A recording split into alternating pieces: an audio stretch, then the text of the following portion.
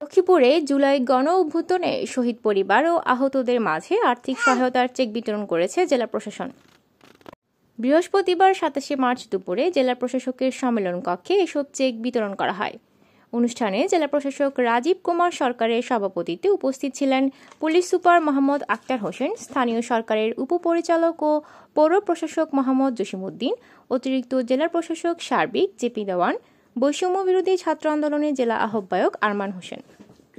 এ সময় ১৩ জন শহীদ পরিবারকে ১০ লাখ টাকা করে সঞ্চয়পত্র ও আহত এ ক্যাটাগরির ১১ জনকে প্রত্যেককে ২ লাখ টাকা ও বি ক্যাটাগরির ২৯ জন প্রত্যেককে ১ লক্ষ টাকা করে প্রদান করা হয়। সম্পর্কে অতিরিক্ত জেলা প্রশাসক সার্বিক কিছুক্ষণ আগে বিস্তারিত বলেছেন। আমরা শুধু একটি কথা এখানে যুক্ত করতে চাই, এই যে ক্ষতিগ্রস্ত পরিবারগুলো রয়েছে, শহীদ পরিবার এবং আহত পরিবার, তাদের পাশে সার্বক্ষণিকভাবে আমাদের সামর্থ্য এবং সাধ্য অনুযায়ী জেলা প্রশাসন লক্ষ্মীপুর ছিল, আছে এবং থাকবে। এর পাশাপাশি সরকারের তরফ থেকে যেসব ইতিবাচক এবং কল্যাণমূলক উদ্যোগ গ্রহণ করা হচ্ছে, সেটিও যেন দ্রুত বাস্তবায়ন করা যায়, সেই ক্ষেত্রে আমাদের প্রতিনিয়ত যোগাযোগ অব্যাহত আছে এবং সবকিছু আমাদের হাতে নিয়ে আপনারা নিজেরাও বোঝেন। অনেকে ব্যক্তিগতভাবে বিভিন্ন সময় আমাদের সঙ্গে যোগাযোগ করেছেন।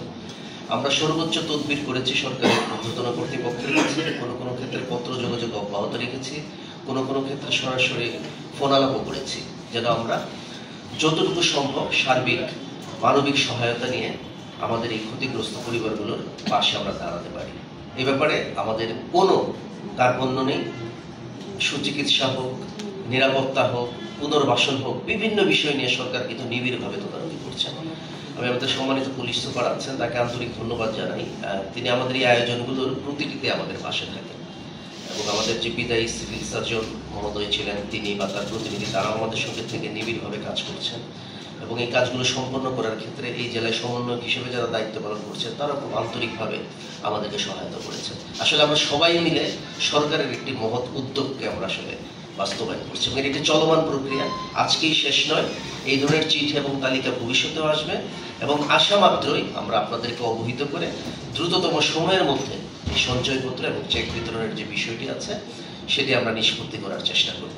আর এটি তো আমাদের একটি আনুষ্ঠানিকভাবে আমাদের একটু বসা বা নিজেদের মধ্যে কথা বলা।